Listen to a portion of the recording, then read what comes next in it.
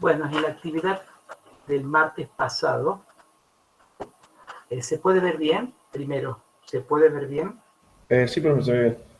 Perfecto. En la actividad del martes pasado habíamos dejado en esta diapositiva y ustedes recordarán que el tema que hablamos fue sobre los glúcidos.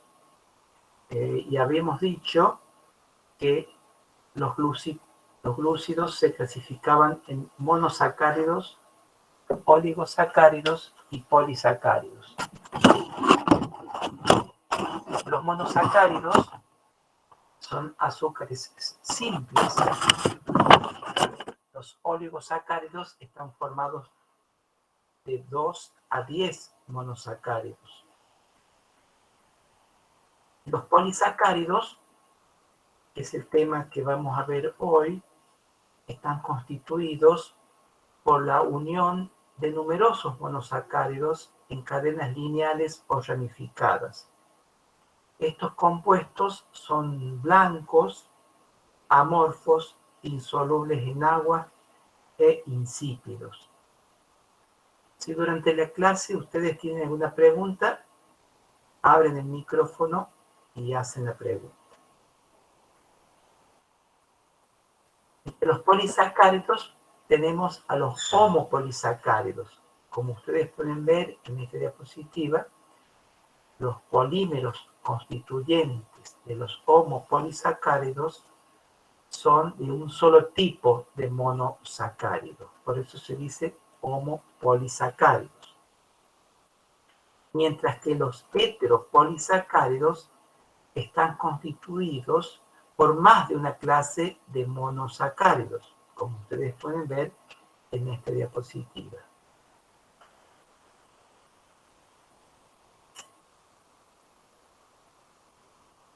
Los polisacáridos son denominados también glicanos. Son macromoléculas y algunos son insolubles en agua. Y hay casos de polisacáridos que forman soluciones coloidales. Todas estas características las vamos a ver en un instante. Los homopolisacáridos son polisacáridos de reserva nutricia. Ustedes la pueden encontrar en el almidón y en el glucógeno. Recuerden ustedes que el glucógeno, por ejemplo, se encuentra almacenado en el músculo y también en el hígado. Evidentemente que el músculo tiene una reserva limitada, o sea, se puede consumir el glucógeno del músculo rápidamente, mientras que el del hígado, digamos, es bastante duradero esa reserva nutricia de glucosas como glucógeno.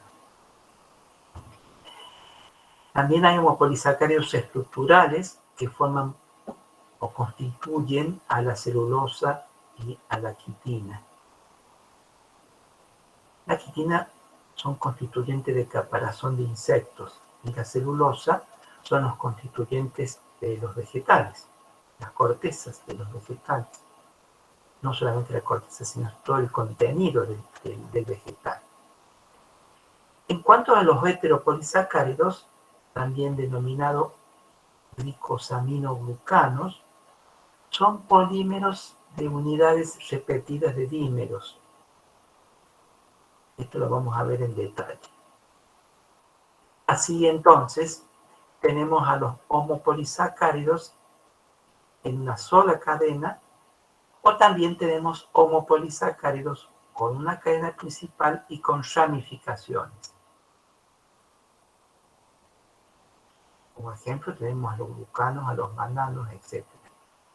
Y los heteropolisacáridos pueden estar constituidos por dos tipos de monómeros que se van repitiendo en la cadena, que puede ser una cadena lineal o también se van repitiendo diferentes tipos de glúcidos.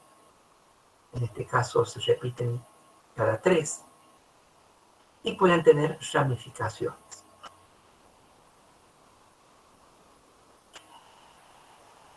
El homopolisacárido característico del cual vamos a hablar hoy es el almidón.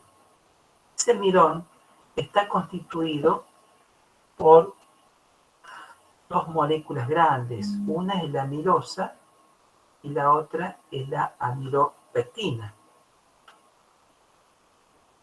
Ustedes pueden ver aquí, estas figuras siempre tienen un sentido cuando se insertan en la diapositiva. Les orienta a ustedes en dónde están constituidos o en dónde forma parte ese almidón. En este caso, por ejemplo, la papa. La papa tiene mucho almidón. El trigo, los cereales, dan las harinas, y las harinas tienen mucho contenido de almidón. Ese almidón dijimos que está constituido por amilosa. ¿Cuánto es el porcentaje de amilosa en el almidón? Es el 20%. En cuanto a su masa de la amilosa es de 160 a 800 kilodalton. Eso significa que está constituido la amilosa entre 1000 a 5000 unidades de D-glucosas. Ustedes pueden ver aquí cómo están constituidas de estas glucosas en forma cíclica y cómo están unidas. La unión entre glucosas en esta amilosa es la unión alfa 1,4. En la clase pasada vimos lo que era la unión glicosílica. Recuerdan ustedes que en el carbono 1 de la glucosa, el oxidrilo, cuando se encontraba por debajo de este plano de carbonos y del oxígeno, era una alfa de glucosa. Entonces se une el oxidrilo de esta alfa de glucosa con un oxígeno del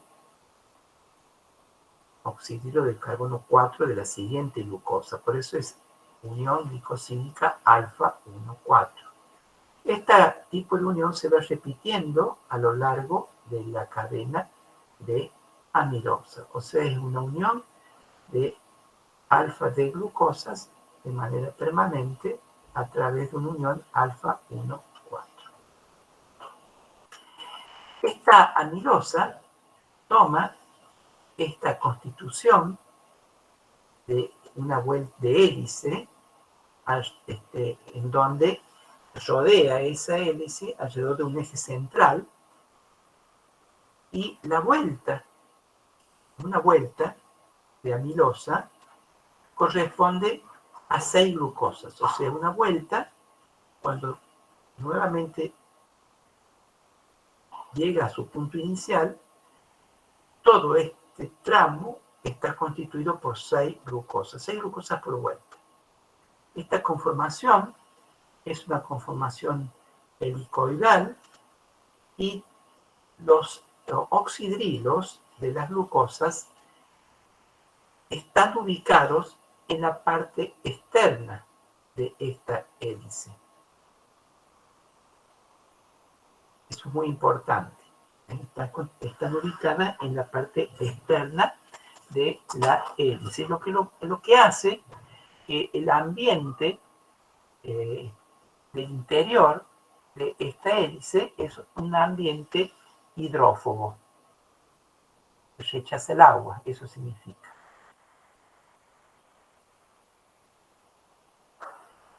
En agua, las moléculas de esta amilosa se asocian y van a precipitar, no formando suspensiones estables, sino que precipitan esas suspensiones. Ustedes también lo pueden ver cuando disuelven almidón en agua. Después de un tiempo van a ver ustedes que ese almidón precipita. Acuerden ustedes que el almidón está constituido de amilosa y amilopectina, que es la otra estructura de la cual les voy a hablar. Esa estructura de la amilopectina, que constituye el 70% del almidón, miren ustedes cómo es la estructura de la amilopectina, tiene más de 600.000 glucosas, con un peso molecular de 100 millones de Dalton. Ustedes pueden ver esta estructura de la amilopectina, en el cual está constituido por una cadena principal en unión alfa 1,4, como la vimos recién para la amilosa, y que cada unos 10 glucosas se produce una ramificación. Esa ramificación primaria está constituida entre 24 a 26 glucosas. ¿Y cómo se une esa ramificación primaria a la cadena principal? A través de una unión alfa 1,6. O sea, se une el oxidilo de carbono 1 de esta glucosa de la ramificación primaria con el oxígeno del oxidilo de carbono 6 de esta glucosa de la cadena principal. Entonces, eso es muy importante porque en el proceso de digestión hay enzimas que reconocen las uniones alfa 1,4, pero no reconocen las uniones alfa 1,6. Hay otras enzimas que son las encargadas de hidrolizar la alfa 1,6 en el proceso de digestión. En general, siempre en los exámenes parciales o finales, siempre hay una bolilla de digestión de glúcidos, lípidos y proteínas. Y estas preguntas siempre las hacemos. En general, son difíciles de responder porque quizás nadie las sabe, porque creen que no es importante. Es muy importante, porque el almidón que uno ingiere necesita ser degradado para que las glucosas sean incorporadas al torrente sanguíneo. Por lo tanto, necesita de enzimas específicas que puedan hidrolizar estas uniones alfa 1,4 o alfa 1,6. En la estructura, en la ramificación primaria, también surgen otras ramificaciones que son las ramificaciones secundarias, que están constituidas también entre 15 a 16 glucosas. También a lo largo de esta cadena las uniones son todas alfa 1,4, como lo son también en las ramificaciones primarias. También aquí la unión entre esta ramificación primaria y esta ramificación secundaria es una unión alfa 1,6. En agua caliente, esta amilopectina forma dispersiones viscosas, se forma un gen estable. Y esto, ustedes, como lo pueden ver en esta figura, si el almidón lo disuelven en agua y lo calientan, se forma un gel. Y este gel es muy típico que hasta nuestros bisabuelos y tatarabuelos conocen sin haber conocido la molécula de la amilosa y la amilopectina. ¿Por qué? Porque en el hogar es muy fácil hacer postres con almidón. Y ustedes saben que nosotros hemos comido, hemos ingerido estos postres con azúcar, quizás con algún colorante, en nuestra casa. Hechos realizados esos postres con almidón. ¿Alguna duda hasta aquí? Profe, una consulta. Sí. Entonces, para que me quede claro, en la ramificación primaria se unen mediante alfa 1,6 y en la ramificación secundaria mediante 1,4. No, todas las uniones de glucosas en la cadena lineal son unión alfa 1,4. Pero cuando se pega la cadena, la ramificación primaria a la contigua, o sea, a la cadena principal, la unión es alfa 1,6. Cuando se une la ramificación secundaria a la primaria es alfa 1,4. Siempre las ramificaciones se unen a través de la unión alfa 1,6. Pero a lo largo de la cadena, la unión es alfa 1,4, para todos los casos. ¿Y quedó claro eso? Sí, gracias. Acá ustedes pueden ver la figura, esta unión es alfa 1,6. ¿Qué es lo que ocurre aquí entre la ramificación primaria y la cadena principal? y entre la ramificación secundaria y la ramificación primaria. Alfa 1,6. Siempre entre cadenas es alfa 1,6. Pero las glucosas a lo largo de la cadena es alfa 1,4. Eso es muy importante. Seguimos entonces. Profe, Sí. ¿cuál sería o podría repetir esa pregunta que dijo que siempre la toman? No, cuando el almidón es ingerido, necesita ser degradado. Necesita ser degradado, ¿cierto?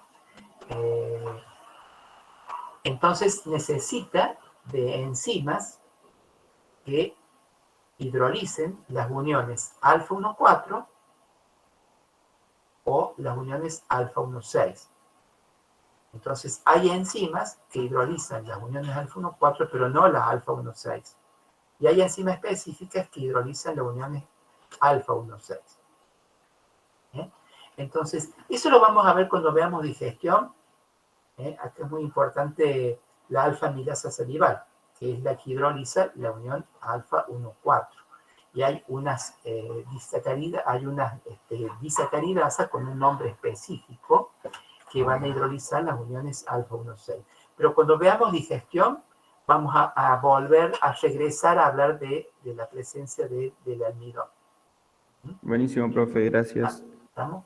En el caso del glucógeno, esto es muy parecida a la molécula del almidón. Entonces también está constituido, no está constituido por amilosa y amilopectina separadas, sino que el glucógeno es todo amilopectina, se llama amilopectina de glucógeno, que es igual a esta estructura, como si fuera la amilopectina del almidón, simplemente que la amilopectina del glucógeno tiene mucho más ramificaciones que la amilopectina del almidón. Esa es la única diferencia. En cuanto al glucógeno, que es una molécula de reserva energética, que les vuelvo a repetir, se encuentra en el músculo, almacenada en el músculo y en el hígado, es una molécula, es un polisacárido, entonces de reserva en células animales, muy abundante en hígado y músculo, es semejante a la amilopectina, pero en este caso no forma los geles. No forma los geles, en el cual sí forman los geles, en el caso del almidón sí forman geles, en el caso del glucógeno no forman los geles. Y regreso a esta diapositiva, esta diapositiva de la amilosa, cuando nosotros al almidón, que está constituido de amilosa y amilopectina, se le agrega almidón, se le agrega yodo, el yodo ingresa a la parte interna de este helicoide y hace que se coloree tenga un color azul. Si ustedes al almidón le colocan yodo, va a tomar color azul. Justamente porque el yodo va hacia el interior del helicoide de la amilosa. En el caso de amilopectina, el yodo junto con la amilopectina da un color rojo. Entonces, en el almidón va a haber una mezcla entre color azul y rojo. Entonces, no lo van a ver exactamente un azul, como el azul de la palabra estructura de amilopectina, sino que va a haber una mezcla entre el color azul de la amilosa y el color rojo de la amilopectina. Una anécdota para que sepan. Porque son trabajos que antiguamente hacíamos en laboratorio y podíamos ver cómo se modificaban los colores. El glucógeno el peso molecular, la masa, es decenas de millones de Dalton, se almacena en el citoplasma como partículas. Esta es una partícula de glucógeno, son partículas de 21 nanómetros de diámetro, y está constituida esa partícula de unas 55.000 unidades de glucosa. Todo esto son unas 55.000 unidades de glucosa. Esas de 20 a 40 partículas de glucógeno forman unas rosetas al microscopio, que es la roseta que ustedes ven aquí, esta es la microscopía electrónica. Si ustedes han visto histología, no sé si habrán visto microscopía electrónica, pero se pueden ver en detalle la estructura, pueden ver las rosetas de glucógeno en el hígado. ¿Recuerdan ustedes que entre los homopolisacáridos, ya que hablamos del almidón y hablamos del glucógeno, también están estos glucosas, esos glucanos y esos levanos que hablamos la clase pasada, en donde a partir de sacarosa en la placa bacteriana, por medio de la glucosiltransferasa, se forma la sacarosa más glucosa, se va a formar fructosa libre y se va a incorporar una glucosa de la sacarosa a la glucosa preexistente. Si era glucosa N, es glucosa N más 1. Este es el glucano, cuya cadena principal está constituida por uniones. Las uniones de esas glucosas son alfa 1,6 con ramificaciones alfa 1,2, alfa 1,3 y alfa 1,4. Mientras que si la enzima es la fructosiltransferasa, actuando sobre la sacarosa en la placa bacteriana, se va a formar glucosa libre y las fructosas que se desprendan de las sacarosas se van a unir a la fructosa preexistente, a la cadena de fructosa preexistente, y se va a formar fructosa N más 1. El más 1 es la fructosa proveniente de la sacarosa. Esto eran los levanos en uniones 2,6. Esto lo vimos en la clase pasada, y la energía proviene entonces de la ruptura de este enlace alfa 1, beta 2 de la sacarosa. Eso hace que se puedan obtener esos glucanos y esos levanos. Es para recordarles que estos también son homopolisacáridos. Los glucanos, recordemos que son insolubles, que constituyen aproximadamente el 20% del peso de la placa, son uno de los principales causantes de la acumulación de los microorganismos sobre la superficie del diente. Y la secuencia de glucosas unidas por el enlace alfa 1,3 contribuyen a su insolubilidad en agua, mientras que las uniones alfa 1,6 le otorgan propiedades adhesivas. Recuerden ustedes entonces que los constituyentes de la placa bacteriana, aparte de los microorganismos, están presentes los glucanos, están presentes las glucoproteínas salivales y las sustancias complejas derivadas del metabolismo bacteriano, como son los mutanos y los levanos. Simplemente voy trayendo a la placa bacteriana todos esos glúcidos que forman parte de la placa bacteriana. Otros homopolisacáridos son la celulosa y los destranos. Las celulosas están constituidas también por glucosas. Es una cadena de glucosas. Esta línea negra que aparece acá es la cadena de glucosa. Y aquí hay otra cadena de glucosa y otra cadena de glucosa. Esas son hebras de celulosas. O sea, toda esta cadena de glucosa que ustedes ven aquí, si ustedes la colocan una cadena al lado de la otra, se unen por puentes de hidrógeno y se forma la hebra de celulosa que ustedes lo pueden ver en los vegetales. Los cortezas, los vegetales, que lo vemos normalmente todos los días. Ahora, la diferencia, ustedes me dirán, ¿cuál es la diferencia entre la celulosa y la amilosa, por ejemplo? La diferencia es que la unión entre glucosas es beta 1,4. Además, si ustedes se fijan en esta estructura, esta es una glucosa. Esta es una beta de glucosa. Esta, la del lado, también es una beta de glucosa, pero si ustedes se fijan, ha rotado 180 grados la molécula. Esta molécula, fíjense, este oxígeno está para abajo, ahora está para arriba. Ha rotado la molécula. Van rotando las glucosas y se forman a través de la unión beta 1,4 toda esta cadena de glucosas formando la celulosa. Está constituida, entonces dijimos, de unas 10.000 glucosas. Los destranos también son polímeros de glucosa de una alta viscosidad. Estos destranos también forman una cadena de glucosas la cadena de glucosa es la unión entre glucosa, en este caso, no es una unión alfa-1,4 como en la amilosa, es una unión alfa-1,6 entre glucosas. Entre todas las glucosas, las uniones son alfa-1,6. Entonces, es como si dijeran ustedes, ¿se parece a la amilopectina? Se parece, pero las uniones son alfa-1,6 entre glucosas. O sea, se parecen, pero no se parecen. O sea, no es una unión alfa-1,4 entre glucosas, son alfa-1,6. Y las ramificaciones, ramificación primaria o secundaria, son alfa-1,2, alfa-1,3 y alfa-1,4. O sea, es bastante diferente esta molécula de estrano a la amilopectina, porque el tipo de unión son diferentes.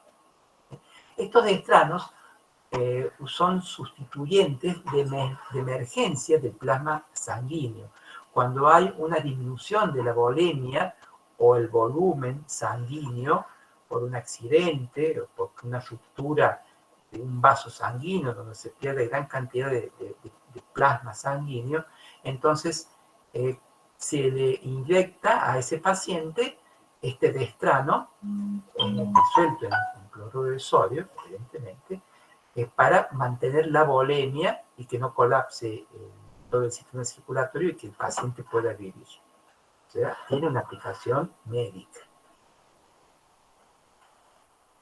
Entonces hemos visto los homopolisacáridos, vamos a ver ahora los heteropolisacáridos.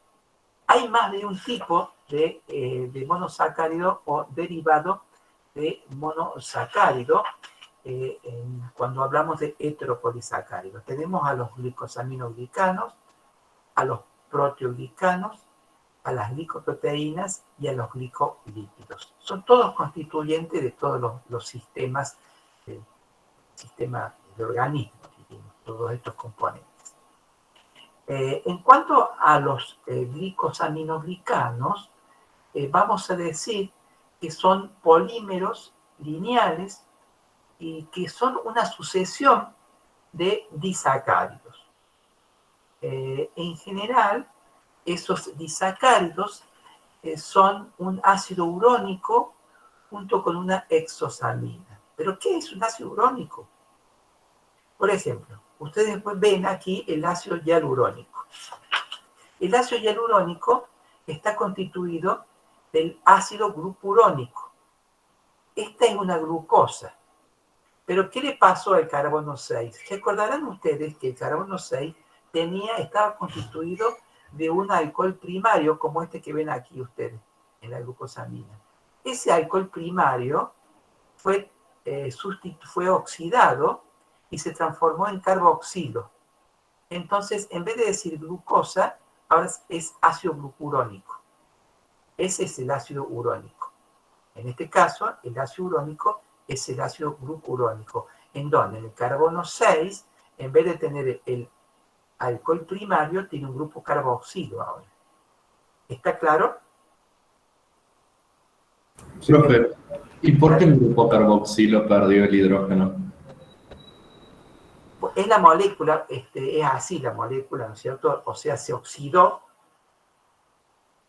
Ustedes saben que cada molécula es particular, ¿no es cierto? En el organismo, esa glucosa se oxidó en el carbono 6 y quedó formado el ácido glucurónico, ¿no? Entonces, ese ácido glucurónico se va a unir a esta N-acetil D glucosamina y va a formar el disacárido constituyente de la cadena del ácido hialurónico. Y ya vamos a ver en dónde hay ácido hialurónico. Todos estos cambios conformacionales de la molécula, por ejemplo en este caso, son razones fisiológicas y también razones estéricas y las razones de formar compuestos de menos contenido energético para que se mantenga estable la molécula. Tiene siempre una razón fisiológica, todos estos cambios moleculares. Este ácido glucurónico se une a la N-acetil D glucosamina. Fíjense ustedes, era una glucosa. En el carbono 2 de la glucosa se unió un grupo amino. Y a este grupo amino se unió un grupo acetilo. Entonces, ¿cómo se llama este compuesto? N del nitrógeno, del grupo amino, acetil, porque hay un acetilo de glucosamina, porque proviene de una D-glucosa. Como tiene un grupo amino, es glucosamina. Entonces, esta unión entre el ácido glucurónico y la N-acetil de glucosamina es una unión beta 1,3. Es beta porque el oxidrilo en el carbono 1 está en posición beta y se une a un oxidrilo del carbono 3 de la glucosamina. Por eso es beta 1,3. Entonces, este disacárido luego se une a otro disacárido similar acá al lado. Entre disacáridos la unión es beta 1,4. Son características de las moléculas, son así las moléculas. De esta forma se constituyen. Ese ácido glucurónico, hialurónico, se encuentra en la sustancia intercelular del tejido conjuntivo, por ejemplo en piel, también en cartílago, en el humor vítreo del ojo. El ácido hialurónico le da gran viscosidad a todos estos humores, a la piel, al cartílago, y tiene la característica de hacer a esos componentes, tiene una función lubricante, el ácido hialurónico. Eso es muy, muy importante. En cuanto al otro glucosaminoglicano, Profe, perdón, sí, ¿cómo era la unión entre disacáridos? ¿Entre los disacáridos? es la unión beta 1,4, aquí está. Ah, perdón, no veía, gracias. Beta 1,4. Sí, yo lo veo bien, pero seguramente ustedes lo ven más chica a la pantalla, entonces, y además en azul es difícil verlo. Es unión beta 1,4, es beta porque el oxígeno está en posición beta. Beta, el carbono 1, con el oxígeno del oxígeno del carbono 4. Sí, gracias, profe. Sigamos. Entonces, el condroitín 4-sulfato también es otro glicosaminoglicano, también está constituido, es un disacárido que se va repitiendo a lo largo de la cadena. En este caso también está constituido por el ácido glucurónico, como en el ácido hialurónico. La diferencia es que el otro monosacárido, que vemos así derivado, es una N-acetil de galactosamina. Esta es una galactosa. Era una D-galactosa que tiene un grupo amino y que el grupo amino tiene unido un grupo acetilo. Por lo tanto, se llama N-acetil de galactosamina porque tiene un grupo amino. Pero es sulfatada. Tiene un grupo sulfato en el carbono 4. Aquí en el carbono 4, en vez de ser un oxidrilo, ahora se ha sulfatado, hay un grupo sulfato. Por eso es una N-acetil de galactosamina sulfatada. Entonces, este disacárido, esta sucesión de disacáridos, se va repitiendo a lo largo de la cadena. Si bien entre disacáridos la unión es beta 1,3, entre disacáridos la unión es beta 1,4, como también lo era en el ácido hialurónico, entre disacáridos. Este condroitín 4-sulfato también se puede encontrar el condroitín 6-sulfato. O sea que el grupo sulfato, en vez de estar ubicado en el carbono 4, está ubicado en el carbono 6. Acá no tengo el ejemplo, acá simplemente les muestro el ejemplo de la sulfatación en el carbono 4, pero este grupo sulfato puede estar también en el carbono 6, en esta parte de arriba, de la galactosamina. ¿Dónde se encuentra el condroitín 4-sulfato? En cartílago y en hueso. Son constituyentes de cartílago y hueso. El otro glicosaminoglicano es el queratansulfato, que está constituido en este caso, ya no es el ácido glucurónico, uno de los componentes, sino que es la galactosa. La galactosa se une al otro componente que es la N-acetil de glucosamina sulfatada. En este caso, era una D-glucosa que tiene un grupo amino, que se le unió un grupo acetilo, por lo tanto se llama N-acetil de glucosamina, pero que es sulfatada porque en el carbono 6 se sulfató. Entre galactosa y N-acetil de glucosamina sulfatada, la unión es beta beta-1,4. No es beta-1,3 como era en los otros casos, sino que es beta-1,4. Y este disacárido, como se va repitiendo a lo largo de la cadena, la unión entre disacáridos es beta-1,3. Fíjense en ustedes aquí en la columna derecha de este gráfico, le dice aproximadamente cuál es el número de disacáridos por cadena. Fíjense, en el ácido hialurónico hay unos 50.000 disacáridos que se repiten a lo largo de la cadena.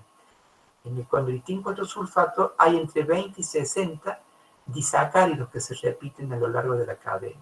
En el caso del queratán sulfato se repiten aproximadamente 25 disacáridos a lo largo de la cadena. Disacáridos, ¿no? O sea, ¿cuál es la cadena más larga del ácido hialurónico? Tiene unos 50.000 disacáridos a lo largo de la cadena. Es una cadena bastante larga.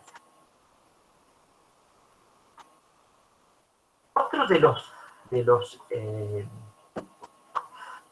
heteropolisacáridos es la heparina. La heparina también es una molécula lineal, diríamos, es todo un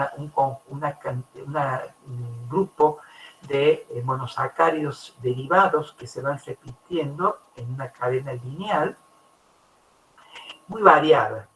Ustedes pueden ver aquí la presencia de N-acetil, me falta una C acá, N-acetil alfa de glucosamina 6-sulfato. Esta es una D-glucosamina que tiene un grupo amino con un grupo acetilo, por eso es N-acetil alfa de glucosamina, tiene un grupo sulfato en el carbono 6, en donde se une a través de una unión alfa-1,4 al ácido beta de glucurónico, al ácido glucurónico. Luego, esta molécula, este conjunto de disacáridos se une al siguiente a través de una unión beta-1,4. Acá tienen ustedes otro de ácido beta de glucurónico 2-sulfato y hay otro alfa de glucosamina 2,6-sulfato. O sea, es más variable. Los constituyentes de la heparina son bastante variables y el tipo de unión también es variable. En este caso alfa-1,4, aquí es beta-1,4, acá es alfa-1,4, entre este componente y entre el ácido beta de glucurónico 2-sulfato y el alfa de glucosamina 2,6-sulfato también es beta-1,4. Ustedes pueden ver cómo se van modificando los componentes y los tipos de uniones. Muy importante la presencia de estos grupos sulfatos. Fíjense en ustedes, ¿qué característica a ustedes le están dando esta molécula de heparina al tener presencia de sulfatos? ¿Qué es lo que tienen los sulfatos? A ver, ¿qué ven ustedes en los sulfatos? Cargas negativas. Cargas negativas, eso es muy importante. La presencia tiene una alta densidad de cargas negativas, lo que permite interaccionar con diferentes moléculas.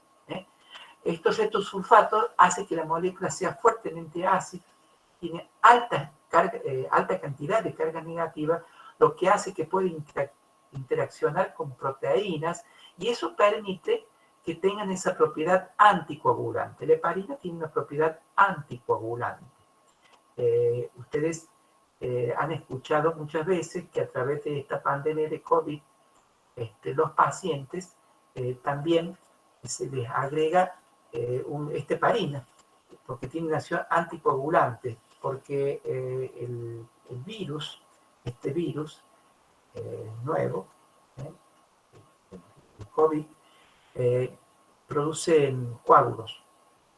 Entonces, sobre todo que a veces se depositan en los pulmones. Bueno, ya saben cuáles son las consecuencias, ¿no?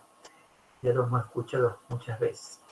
Entonces, esos pacientes son tratados con anticoagulantes y entonces se les inyecta uno de los componentes, es esta heparina, que se le inyecta para mantener al paciente anticoagulado hasta que pase el efecto y las acciones que produce este virus.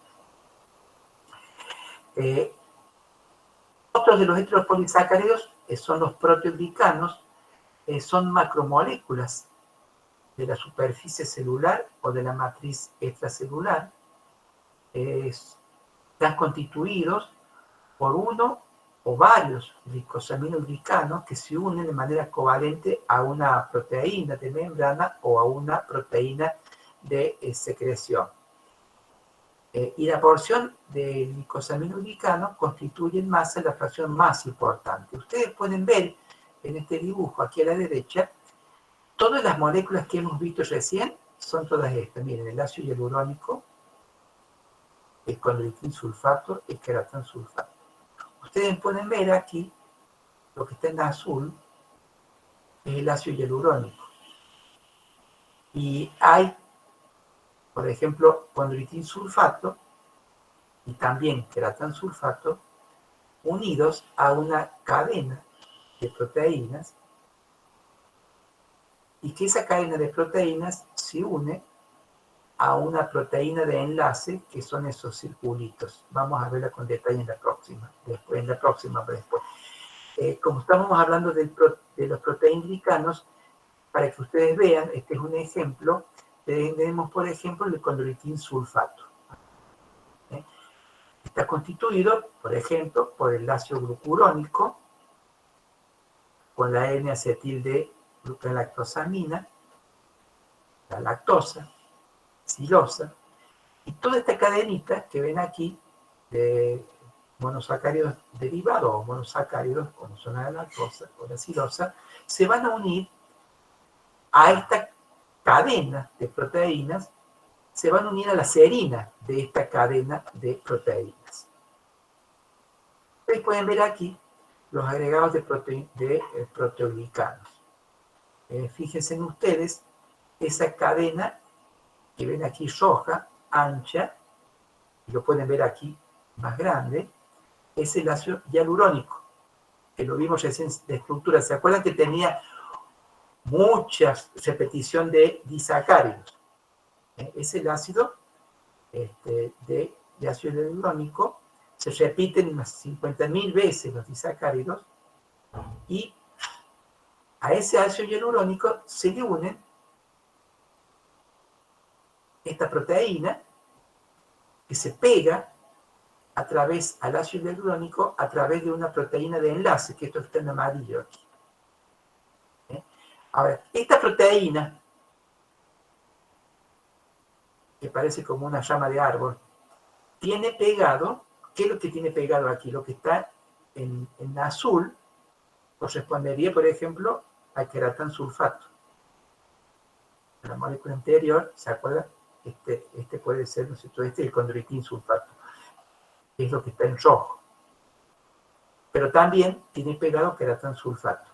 O sea que esta entonces es la cadena de ácido hialurónico, que tienen ramas de proteínas, y que esas ramas de proteínas parece que fueran hojitas, no son hojas, ni son helechos tampoco, son las cadenas de queratansulfato o de condroitinsulfato. Forman así un reticulado, esos agregados de proteoglicanos, un reticulado tridimensional, que representa una barrera para el transporte extracelular de componentes. Hay una gran cantidad de agua que se fija a los proteoglicanos del tejido conjuntivo. Y esto es muy importante porque eso hace que, por ejemplo, los huesos no puedan estar en el aire, por ejemplo, en todo lo que sea la unión de hueso con hueso, sino que hay un líquido sinovial que está constituido por proteoglicano y que hace que el hueso pueda moverse como un amortiguador, diríamos, ¿no? Y que no estén los huesos solo tocándose uno con el otro. Entonces es muy importante la presencia de estos proteoglicanos. ¿Entendieron estos proteoglicanos? ¿Se entiende esta figura? Sí, profe. Bueno, Sí, profe. perfecto. En cuanto a las glicoproteínas, que estamos dentro de los heteropolisacáridos, son moléculas conjugadas de hidratos de carbono y proteínas. Glicoproteína, proteína más glúcidos o hidratos de carbono. ¿Cómo se unen las proteínas al carbono? Por una unión tipo enlace covalente. En este caso de las glicoproteínas, las cadenas glucídicas son cortas, son llamadas oligosacáridos, pueden ser ramificadas y están constituidos de más de 2 monosacáridos diferentes.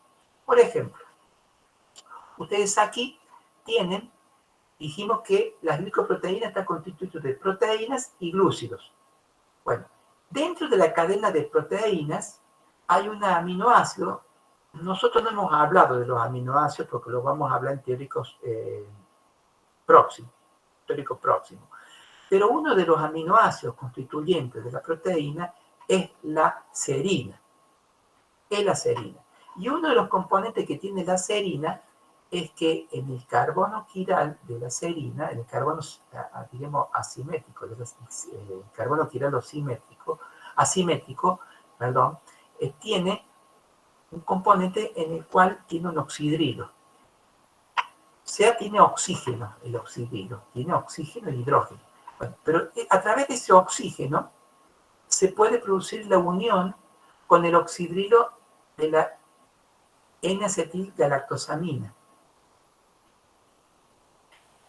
Como el oxidrilo de la N-acetilgalactosamina se une a ese oxidrilo de la serina, el tipo de unión se llama unión oglicosílica. Esta unión oglicosílica es el oxígeno, es oxígeno glicosílica, se le llama oglicosílica. Entonces, este tipo de unión es muy frecuente en el organismo, más frecuente que la unión de tipo N-glicosílica. ¿Cómo es la unión N-glicosílica? Es diferente de la unión oglicosílica, porque la unión oglicosílica al oxígeno del oxidrilo de la serina, serino-treonina, la treonina es otro aminoácido que también se puede pegar a los glúcidos. La N-glicosílica es diferente porque la asparagina, que es otro aminoácido, tiene en una de sus partes del carbono asimétrico un grupo amino. Entonces, ese oxidrilo de la N-acetilgalactosamina, el N-acetilglucosamina, se pega con el grupo amino, con el N, con el nitrógeno. Entonces, ese tipo de unión se llama unión N-glicosílica, porque lo hace a través del nitrógeno. Es diferente, entonces, esta unión glicosílica con respecto a la unión N-glicosílica en las glicoproteínas. O sea, recuerden, los glúcidos se pegan a las proteínas. ¿De qué forma se pueden pegar? A través de una unión o glicosílica o N-glicosílica. ¿Cómo se pega a través de la unión glicosílica? El glúcido se pega al oxidrilo de una serina o de la treonina, que son 2 aminoácidos. En el caso de la unión de un glúcido que se pegue a la asparagina, lo hace a través del grupo amino que tiene la asparagina, porque la asparagina tiene un grupo amino. Tiene 2, pero el de la cadena lateral es por el cual se pega el glúcido. ¿Quedó claro esta unión? Sí, profe. Perfecto. Profe, una consulta. Sí, pregunte. ¿Usted dijo que la unión oglicosídica se encontraba más en el organismo? Sí, es la que predomina sobre la... No, existen las dos, pero la que más existe es la unión oglicosídica. Esa es la que es más frecuente. Ah, bien, gracias. Bien. ¿Dónde se localizan las glicoproteínas? Si yo les muestro diapositiva, ustedes han tenido biología. Entonces, En la membrana plasmática. en la membrana plasmática, claro, ¿no es cierto? Ustedes pueden ver, ¿no es cierto? Aquí ven ustedes que pueden haber proteínas integrales que pueden atravesar la membrana plasmática o no la pueden atravesar, y que hay proteínas si no tienen glúcidos, pero hay proteínas que sí tienen glúcidos, que son estos que aparecen verde aquí, estos son los monosacáridos de los glúcidos, que se llaman glicocáliz, ¿no? Y es muy importante la presencia de esos glúcidos porque suelen tener la función de reconocimiento de moléculas a través de los glúcidos. Es muy importante la presencia de glúcidos en las glicoproteínas. Fíjense en ustedes, hay glicoproteínas que pueden entonces atravesar toda la cadena de, digamos, la bicapa lipídica, y en la parte de afuera de la célula tienen pegados glúcidos, lo que está en rojo aquí. Todo esto es una cadena de polipeptídica, pero en la parte externa de la cadena tiene pegados glúcidos. Entonces es una glicoproteína. Se encuentra en la superficie de los glóbulos rojos. Este es un glóbulo rojo. Pregunta, ¿el glóbulo rojo tiene núcleo? No. No, perfecto. Bueno, en la superficie del glóbulo rojo hay glicoproteínas que tienen galactosa, N-acetilglucosamina, galactosa, fucosa. O pueden tener los componentes que le dije recién, más N-acetilgalactosamina. O pueden tener galactosa, N-acetilglucosamina, galactosa, fucosa y galactosa. Entonces, en esta diapositiva, ustedes vean que son diferentes los glúcidos. Hay algunos glúcidos similares, son los de la cadenita. Miren, toda esta cadena es similar a esta cadena y a esta. Pero aquí es diferente, que no la tiene esta, y aquí es diferente a esta y a esta. O sea, esto hace o da las características de los grupos sanguíneos. Por eso el antígeno 0 tiene esta, el grupo sanguíneo A tiene esta cadena glucosídica, y los grupos sanguíneos B tienen los glúcidos son estos. Bueno, esta diapositiva les va a ustedes ayudar a entender una de las preguntas que le van a hacer que preparen cuando tengan el taller de glúcido. Les van a tener que preparar una actividad para el taller al inicio del taller de lípidos, en donde van a tener que hablar sobre estas características, por qué hay grupos sanguíneos 0, A y B. Van a tener que explicar esto. También se encuentran los glicoproteínas en los gránulos de secreción del tracto digestivo, respiratorio y genital, que son gránulos que se secretan de los acinos serosos. Ustedes pueden ver aquí hay un acino seroso, o una mezcla de acino, o un acino mucoso. Este es seroso, este es mucoso, y aquí hay acino seroso y mucoso, que pueden secretar el gránulo de secreción constituido por secreción de glicoproteínas. También se encuentran las glicoproteínas en el virus del SIDA, el VIH. Fíjense ustedes, las glicoproteínas transmembranas, que le da esa característica particular. También en la superficie de las plaquetas, lo que permite que las plaquetas se puedan agregar, y eso permite a que, frente a una herida, al agregarse las plaquetas, eso permite a que no se detenga, comience a detenerse la hemorragia y se estimule todo el proceso de coagulación. A este virus lo conocen. Este virus lo conoce, lo reconocen ya. SARS, COVID. Ustedes pueden ver aquí las glicoproteínas que están en rojo.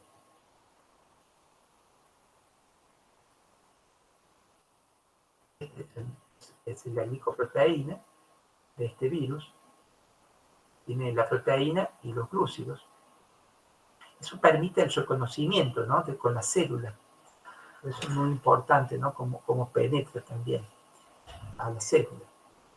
En el virus del ébola también están constituidos todo alrededor del virus del ébola por glicoproteínas, una superficie de glicoproteínas.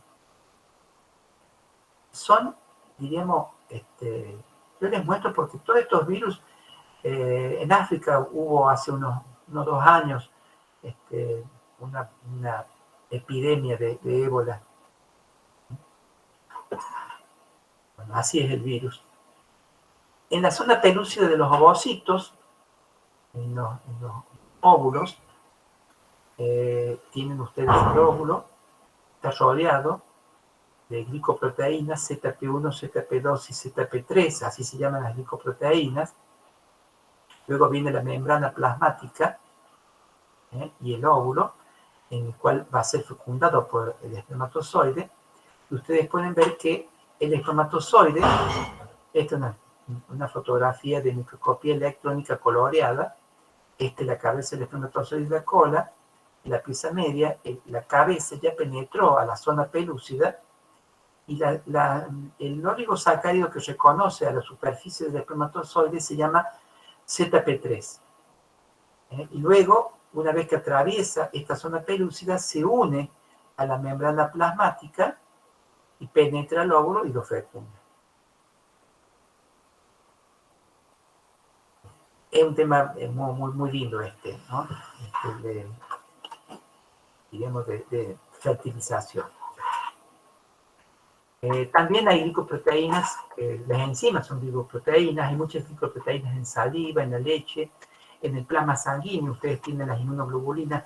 No voy a hablar de inmunoglobulinas porque es otro tema que vamos a hablar en el cursado. Y también forman parte de hormonas, como la hormona estimuladora del folículo, de la hormona luteinizante. Estas dos hormonas, recuerden ustedes, estimulan el folículo, y la luteinizante son las FSH y la LH que maduran al folículo, y la luteinizante que permiten que se libere el folículo, que luego puede ser fecundado el óvulo. También la hormona estimuladora de la tiroides son glicoproteínas. Las mucinas también son sintetizadas en células acinares mucosas de las glándulas submandibulares y sublinguales y en glándulas salivales menores. Estas mucinas son almacenadas, una vez que se sinteticen, en vesículas presentes en el citoplasma, la que ante un estímulo son secretadas estas vesículas al lumen del acino como vesícula de secreción y luego puedan ser secretadas. Esas mucinas tienen una parte proteica y tienen una parte glucosídica, que aquí simplemente les puedo mostrar cómo los glúcidos, galactosa, N-acetilglucosamina, galactosa, que se une a este N-acetilgalactosamina. Hay otra cadena aquí de galactosa y N-acetilglucosamina que se une a este N-acetilgalactosa, y esta N-acetilgalactosa se une a través de la unión O-glicosídica a serina o treonina. Entonces, la mucina es toda una cadena polipeptídica de proteínas y que tiene, cada tanto, como ustedes pueden ver, todos estos glúcidos unidos a serina o treonina de la cadena polipeptídica de la proteína. Las mucinas son glicoproteínas de gran tamaño, altamente glicosiladas, como acabo de mostrarles, son muy polares, eso permite que sean muy polares, capaces de captar agua, y la propiedad que otorga a la saliva es una propiedad de viscoelasticidad. Ustedes pueden ver, en este momento, pueden sentir a la saliva viscoelástica. ¿Sí? Prueben, fíjense, es viscoelástica la saliva. Lo pueden sentir, lo pueden palpar. Y a veces cuando no se secreta gran cantidad de agua, parece más viscoelástica la saliva, debido a la presencia de mucinas. Aquí tienen una fotografía de una mucina. Se identificaron unos 17 genes de mucina en humano, y las mucinas presentes en saliva están codificadas por dos tipos de genes que aparecen aquí, el MUC-C7 y el MUC5B. El MUC7 y el MUC5B son los genes que codifican para las mucinas salivales. Las mucinas salivales se dividen en dos grandes grupos, la MG1 y la MG2. La MG1 tiene un alto peso molecular, unos 1000 kilodalton, contiene un 25% de proteína y fíjense en ustedes la cantidad de carbohidratos, un 75% de carbohidratos. Es muy importante la presencia de estas mucinas MG1 porque recubren la superficie del esmalte, del diente y la mucosa de la boca, que le da la propiedad de lubricación. Eso hace que la proteja del desgaste mecánico del movimiento que tengamos de la boca y del desgaste mecánico al comer, por ejemplo, evita que se le seque la mucosa y también la protege de la presencia de sustancias tóxicas o que inciten a la mucosa bucal. El otro grupo, la MG2, es de bajo peso molecular, contiene un 30% de proteína y un 70% también de carbohidratos, y esta MG2 se une a la superficie de la bacteria, impidiendo su adhesión a la película o a la placa dentobacteriana. Resumiendo, entonces, resumiendo los carbohidratos, recuerden ustedes, de acuerdo al número de subunidades de monosacáridos, de glúcidos, pueden ser monosacáridos, disacáridos, trisacáridos o polisacáridos. De acuerdo al grupo funcional, si tiene grupo aldehído son aldosas, si tiene grupo cetonas son cetosas. De acuerdo al número de carbono, de cada unidad pueden ser treosas, tetrosas, pentosas, hexosas. Si tienen 3 carbonos, 4, 5 o 6 carbonos respectivamente. De acuerdo a la configuración, pueden provenir de la serie D, si derivan del D-gliceraldehído, por ejemplo, o de la serie L, si derivaran del L-gliceraldehído. Recuerden ustedes que las moléculas glucosídicas que contiene el organismo derivan de la serie D, del D-gliceraldehído. Bueno, recuerden ustedes los alimentos con más azúcares. Cuando vean esta diapositiva, van a ver ustedes la cantidad de azúcar que tomamos todos al comer o al tomar una Coca-Cola, miren la cantidad de azúcar, o una rica tableta de chocolate, miren la cantidad de azúcar, o esas galletitas con chip de chocolate, o el helado, una compota de helado, o una vasija un poquito más grande de helado, la cantidad de glúcido que consumimos. Bueno, yo llegué hasta acá, así que yo les agradezco la atención. No sé si tienen alguna pregunta. No, profe, a mí me quedó todo claro. ¿Se entendió?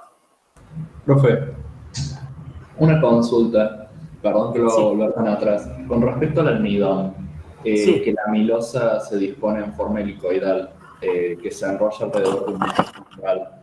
¿El eje central vendría a ser la amilopectina o es otra sustancia?